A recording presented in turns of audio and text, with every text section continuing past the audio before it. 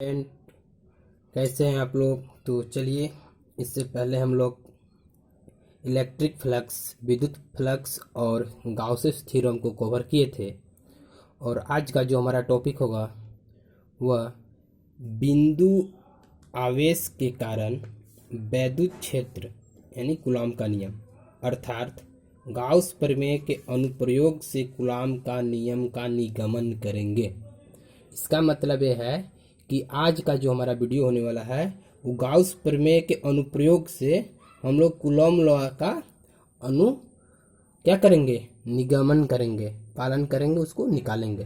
ठीक है, तो आज का वीडियो हमारा जो वीडियो होगा, इससे पहले जो वीडियो हम इलेक्ट्रिक फ्लक्स यानी विद्युत फ्लक्स और गाउस थ्योरम को प्रूफ किए थे, उसके बाद इस वीडियो को देखना है। अगर आप अभी तक उस वीडियो को नहीं देखे हैं तो हम उसका लिंक डिस्क्रिप्शन में दे देंगे, आप उस वीडियो को एक बार ज़रूर देख लीजिएगा। और इसके बावजूद भी अगर आपको कोई प्रॉब्लम होता है या डाउट होता है तो कमेंट में कीजिए कि सर इस जगह पर हमारा नहीं क्लियर हुआ, इसमें प्रॉब्लम है। हम उस टॉपिक को अलग से एक वीडियो बना करके सॉल्व करने का प्रयास करेंगे। तो ठीक है, आज का जो हमारा वीडियो है वो गाउस प्रमेय के अनुप्रयोग से कूलॉम के नियम का निगमन करेंगे। और एक बात याद रखिएगा, अगर अभी तक आप हमारे चैनल को सब्सक्राइब नहीं किए हैं, लाइक नहीं किए हैं, तो अभी तुरंत इसी वक्त चैनल को सब्सक्राइब कर लेना है, ताकि जब हम अगला वीडियो बनाएं तो आपको तक पहुँचे। ठीक, क्योंकि हम इसी जरिए, इसी तरीक़ा से पूरे फिजिक्स को टॉपिक वाइज करके कंप्लीट करेंगे। ठीक ना, तो याद रखिएगा हमारा चैनल का नेम है वेब फिजिक्स पॉइंट। ठीक, और इसको सब्सक्राइब जरूर कीजिएगा।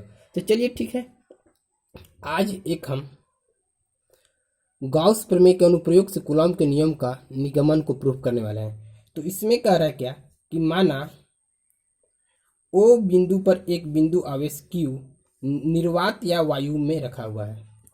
समझिएगा, निर्वात या वायु क्या होता है। निर्वात या वायु कहने का मतलब, वायु का मतलब होता है कि जहाँ पर एयर प्रेजेंट हो, ठीक ना।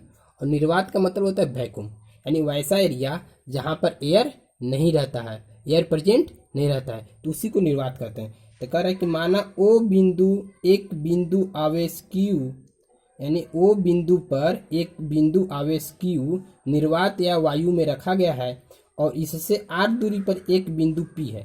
कितने दूरी पर बिंदु P है?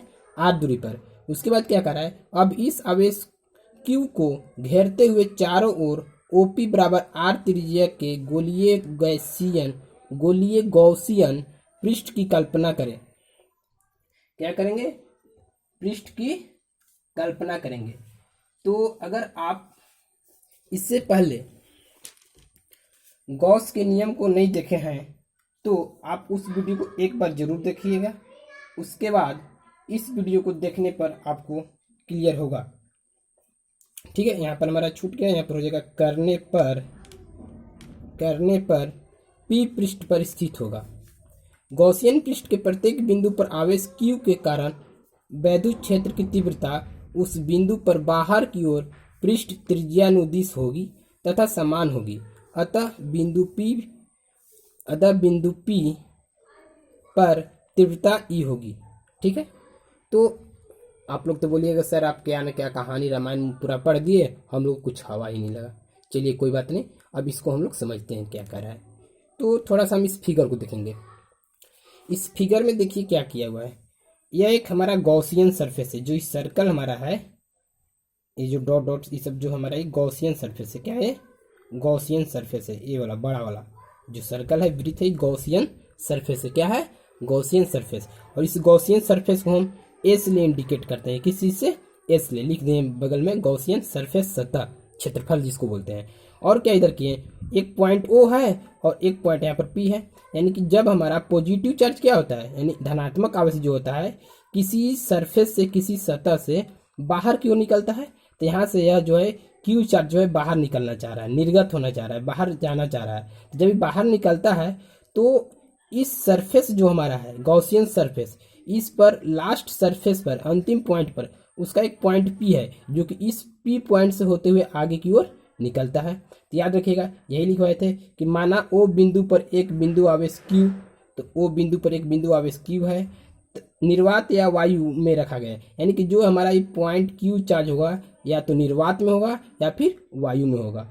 फिर क्या कर रहा है कि इससे r दूरी पर एक बिंदु P है, और इससे r दूरी पर यानी यहाँ से यहाँ तक जब पहुँचता है या ट्रेवल करके दूरी तय करके तो P पॉइंट पर पहुँचता है, और Q से P के बीच की दूरी r है। क्या है? r। याद रखिएगा क्या है? r। ठीक। फिर क्या करा है कि r है, और जब ये P पॉइंट पर पहुँचता है तो इस P पॉइंट के अराउंड माने इस चारों तरफ एक गॉसियन सरफेस बनाता है, गॉसियन पृष्ठ बनाता है। गॉसियन पृष्ठ होता क्या है? यानी कि जहां से वह निर्गत करेगा, जिस पॉइंट से वह धनात्मक आवेश बाहर क्यों निकलेगा, वहां पर एक स्फेरिकल बनाता है। कैसे स्फेरिकल बनाता है इसको थोड़ा सा हम लोग समझते हैं। तो इसके लिए क्या करना होगा, अगर मान लीजिए एक हम अलग से फिगर ड्रा करके आपको बतलाते हैं। जैसे मान लीजिए कि ये हमारा गॉसियन सरफेस हो गया, यहाँ ओ है, क्यू चार्ज है, और यहाँ से ये बाहर क्यों निकल रहा है, पी पॉइंट यहाँ पर है, इसके बीच की दूरी आर है, और क्या बोले कि यह गॉसियन सरफेस है और सिर्फ इसमें प्लस क्यू चार्ज है। हो सकता है कि हम यहीं से नहीं, इसको यहाँ से भी बाहर निकाल सकते हैं, यहाँ से भी बाहर निकाल सकते हैं, यहाँ से भी बाहर निकाल सकते हैं। तो जहाँ से भी निकलेगा वहाँ पर हर एक जगह पर पॉइंट एक ही होगा, वो पॉइंट क्या होगा? पी होगा। नेमिंग हम दूसरा कर सकते हैं, नाम दूसरा रख सकते हैं, लेकिन जो हमारा एग्जैक्ट वैल्यू होगा वही सेम होगा। यानी अगर यहाँ पर फील्ड ई होगा तो यहाँ पर भी फील्ड ई होगा, यहाँ पर भी फील्ड ई होगा, यहाँ पर भी फील्ड ई होगा। ऐसा क्यों?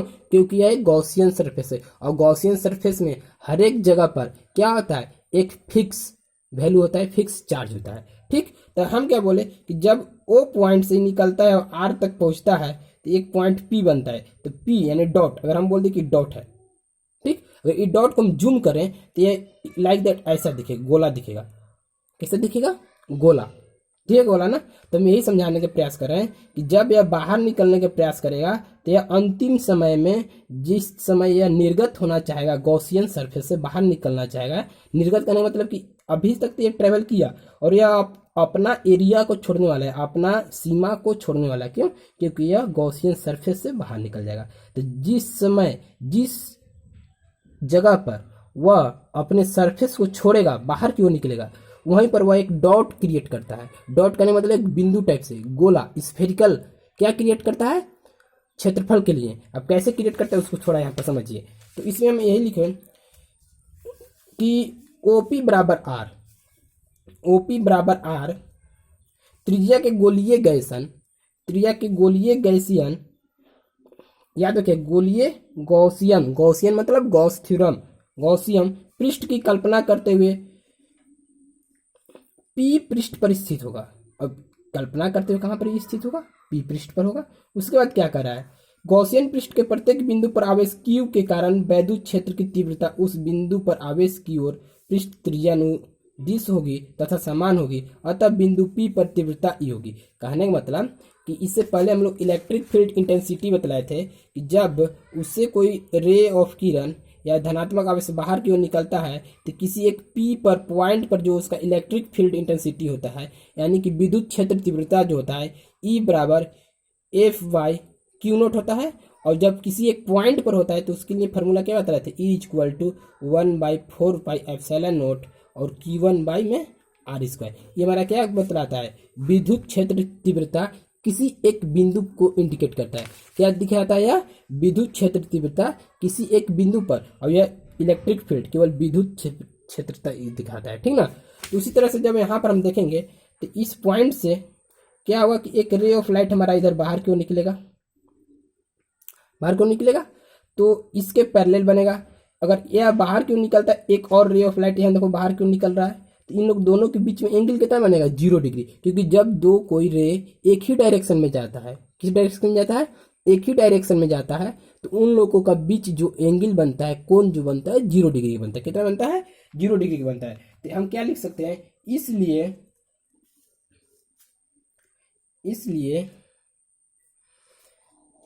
बोल सकते हैं P किसके किसके बीच? P तथा DS के बीच एंगल कितना बनेगा? 0 डिग्री का लिख सकते हैं का। तो इस तरह से इसको ऐसे लिख सकते हैं, इसलिए वेक्टर ई तथा ds वेक्टर दोनों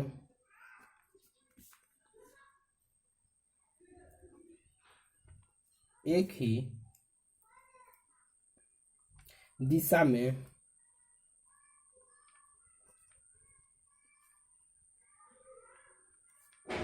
जा रहे हैं, इसलिए थीटा बराबर 0 डिग्री, थीटा बराबर 0 डिग्री, यानी इन लोग दोनों के बीच की जो एंगल बनेगा वो 0 डिग्री बनेगा। कहने का मतलब यही ना, हमारा इस पी पॉइंट पर इलेक्ट्रिक फील्ड इंटेंसिटी ई क्रिएट हो रहा है और ये डीएस भी हमारा उधर की ओर जा रहा है। और डीएस क्या होता है, किसी एक छोटे से भाग का क्षेत्रफल। तो छोटे सा भाग का क्षेत्रफल कौन है, पॉइंट पी है, यही ना है, छोटे से पॉइंट का भाग का क्षेत्रफल हमारा पॉइंट पी है, तो पी का डीएस। और यहाँ पर जो इलेक्ट्रिक फील्ड इंटेंसिटी हमारा क्रिएट हो रहा है, विद्युत फ्लक्स जो क्रिएट हो रहा है वो ई क्रिएट हो रहा है, ई बन रहा है। ठीक, तो आगे इसको क्या लिख सकते हैं, तो जब हमारा E इक्वल टू 0 डिग्री आया, कितना है, E इक्वल टू 0 डिग्री, तो हम बोलेंगे कि इस P पॉइंट पर इसका विद्युत फ्लक्स क्या होगा, विद्युत फ्लक्स क्या होगा, सही होगा क्या, बोल सकते हो, विद्युत तीव्रता क्या होगा, किसी एक पॉइंट चार्ज पर उस पॉइंट का विद्युत तीव्रता क्या होगा। तो हम लोग पढ़े हैं कि E डॉट ds बराबर ई डी एस कॉस थीटा। जब ये डॉट हटेगा तो कॉस थीटा लगेगा, इसके साथ क्या होगा, डॉट हटेगा तो कॉस थीटा लगेगा। फिर उसके बाद हम क्या लिख सकते हैं, ई डी एस और थीटा की जगह पर 0 डिग्री, तो cos 0 degree E D S, और कॉस 0 डिग्री का मान कितना होता है 1, यानी कि E D S into 1 equal to E D S. ये तुमको मिल गया। अब आगे क्या करेंगे, इसको लिख सकते हैं, इसलिए गॉसियन से निर्गत कुल वैद्युत फ्लक्स, कहने का मतलब कि जो हमारा ये गॉसियन सरफेस है, ये गोला, जब इसे बाहर निकलेगा तो कुल वैद्युत फ्लक्स कितना होगा। तो कुल के लिए हम क्या बतलाएं, यानी वैद्युत फ्लक्स का वो इंडिकेट करते हैं फाई ई के लिए, तो फाई ई हो गया हमारा। जब ये फाई ई हो गया तो phi E equal to formula क्या बतलाएं, पृष्ठ समाकलन हो, यानी बंद पृष्ठ समाकलन ऑफ ई डी एस। इसी को और क्या लिख सकते हैं, जब डॉट हटाएंगे तो ई डी एस कॉस थीटा, इतना लिख सकते हैं, कोई दिक्कत नहीं। तो वही थीटा के 0 डिग्री हो गया जाएगा, तो फिर हमारा वही वैल्यू सेम आ जाएगा, यानी close integral of E D S. अब इसको ध्यान से देखिएगा एक बार, और क्या लिख सकते हैं, हमारा ई जो है कांस्टेंट है, ई क्या है, कांस्टेंट है। अब ई कैसे कांस्टेंट है, अभी तो हम बोले कि यहाँ से अगर निकलेगा तो यहाँ पर भी इलेक्ट्रिक फील्ड इंटेंसिटी ई होगा, इसको इधर से पास कराएंगे तो यहाँ पर भी इलेक्ट्रिक फील्ड इंटेंसिटी ई होगा, यहाँ से भी अगर पास कराएंगे तो यहाँ पर भी वैद्युत फ्लक्स ई ही होगा, क्योंकि इस गॉसियन सरफेस में कहीं पर भी कहीं से वो अगर बाहर निकलेगा तो उसका वैद्युत फ्लक्स ई ही होगा। क्या होगा, सिर्फ ई होगा, बाकी और कुछ नहीं होगा। तो अगर किसी भी सिस्टम में, किसी भी बॉडी में बार बार अगर जिसका वैल्यू एक ही आता है तो उसी को बोलते हैं कांस्टेंट, यानी कि उसका वैल्यू चेंज नहीं होगा। जिसका वैल्यू चेंज नहीं होता है उसी को बोलते हैं कांस्टेंट, यानी कि हमारा इलेक्ट्रिक फील्ड इंटेंसिटी यानी वैद्युत फ्लक्स जो है वो क्या है, कांस्टेंट है। तो हमारा इंटीग्रेशन से ई बाहर निकल जाएगा, तो ई को बाहर निकाल देंगे, close integral surface of D S, Hindi में इसको क्या बोलते हैं, बंद पृष्ठ समाकलन ई डी एस। तो ई हमारा क्या है, विद्युत फ्लक्स, विद्युत फ्लक्स है ना, मालूम है विद्युत फ्लक्स तीव्रता क्या है, कहेगी सर हम लोग तो पढ़ भी नहीं किए हैं। तो ई हमारा जो है वो विद्युत तीव्रता है, ठीक ना। तो ई हमारा जो है बाहर की ओर निकल जाएगा, जब ई बाहर की ओर निकल गया तब बच क्या गया, पृष्ठ समाकलन ऑफ एस डी एस। और इससे पहले हम बतलाए थे क्या, जब डिफ्रेंसिएशन और समाकलन यानी कि अवकलन और समाकलन दोनों साथ में रहता है तो दोनों कैंसिल हो जाता है। ई का ई हमारा हो गया और ई पृष्ठ समाकलन और डिफरेंशिएशन दोनों कैंसिल, तो बच गया सिर्फ ई एस। क्या बच गया? E S. कोई दिक्कत यहां तक? दिक्कत है? बोलिएगा नहीं आप लोग। अब क्या लिख सकते हैं? बट वी नो दैट, क्या हम लोग जानते हैं? बता सकते हैं? तथा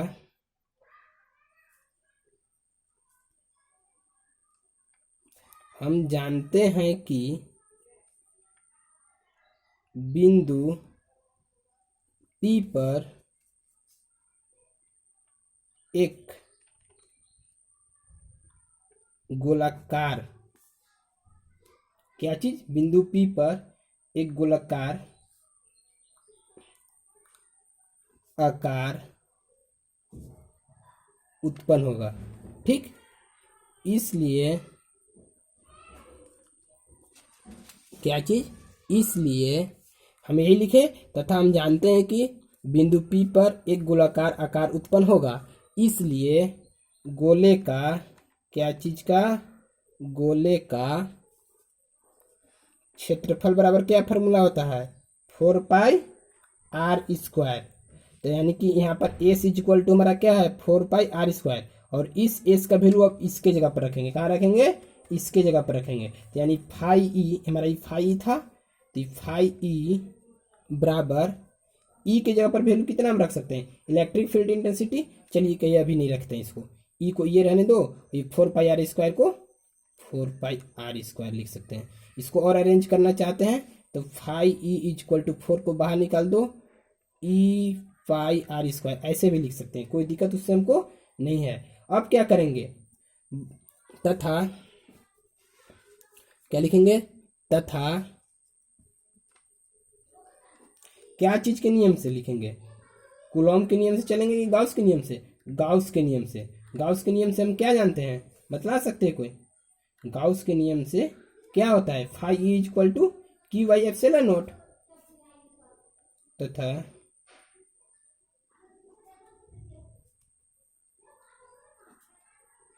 गाउस के नियम से, गाउस के नियम से हम लोग क्या पढ़े हैं? कोई बतलाएगा? Phi E equal to, phi E equal to Q by epsilon naught. यही ना मेरा गाउस के नियम कहता है, क्यू बाई एप्सिलॉन नॉट, या इसी को लिख सकते हैं और क्या करके हम 1 by epsilon not into Q लिख सकते हैं। इतना लिख सकते हैं ना? तो यहां तक हम लोग को समझ में आया होगा। और एक बात ध्यान दीजिएगा, इसको नोट्स करते चलना है। तो जैसे जैसे हम बतला रहे हैं उस वीडियो को पॉज करना है, और पॉज करने के बाद उसको लिखते चलना है। तो यहाँ तक समझ में आ गया होगा। अगर कोई प्रॉब्लम है अभी तक तो आप लोग बोल सकते हैं। तो अब क्यों हम क्या करेंगे? इन लोगों को वैल्यू को रखेंगे। क्या रखेंगे? इन लोग के वैल्यू को रखेंगे।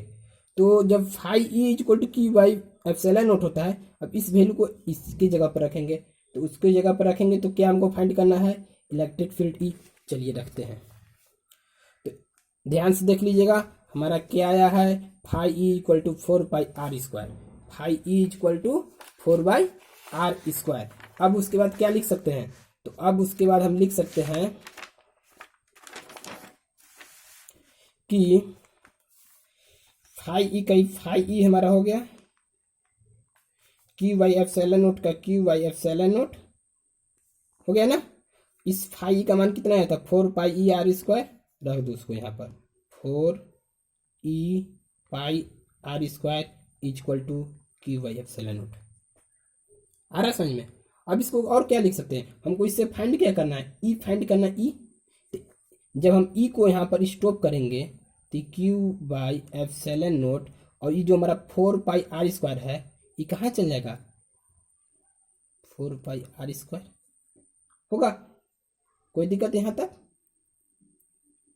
इसको इधर भेज दिए। अब और क्या इसको लिख सकते हैं? इसको और लिख सकते हैं यही, ई इक्वल टू 1 बाई, ये 4 था ना, 4 हमारा छूट रहा था, 4, इसको 4 अच्छा से लिख लेंगे, 1 बाई 4 पाई एप्सिलॉन नॉट। क्या हो जाएगा? 4 pi epsilon not. 4 pi epsilon not को अरेंज कर लिए, और क्या बच गया? ई क्यू को इधर ले आने, और ये बटे आर स्क्वायर का आर स्क्वायर लिख सकते हैं, इसको ऐसे ब्रैकेट लिख सकते हैं। और इसी को हम लोग क्या बोलते हैं, इसी को तो बोलते हैं वैद्युत क्षेत्र की तीव्रता। यह फॉर्मूला किस चीज का होता है, वैद्युत क्षेत्र की तीव्रता। हो सकता है आप लोगों को इसमें प्रॉब्लम हो, क्योंकि इसका हम वीडियो नहीं बनाए।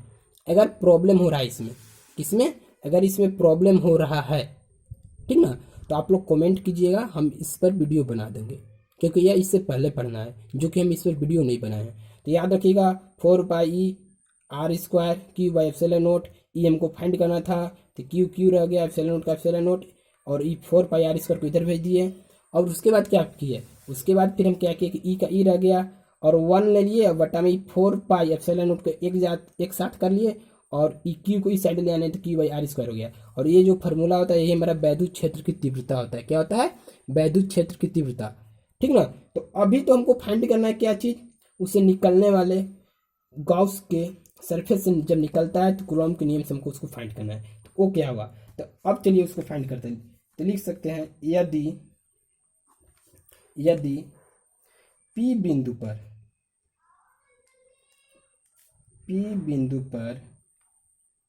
एक परीक्षण Q नोट रखे, क्या चीज रखे, Q नोट रखे, तो इस पर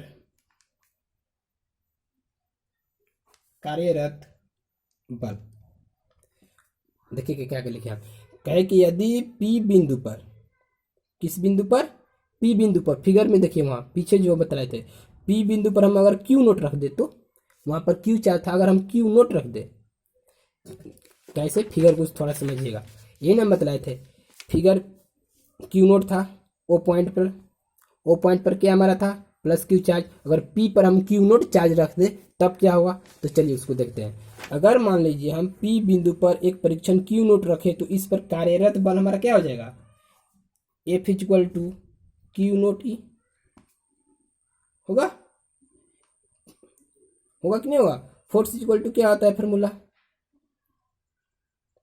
बतला सकते हैं, F = Q नोट E होगा। अब बोलिएगा कैसे सर आप लोग कर देते हैं, तो कूलॉम के नियम से, ठीक।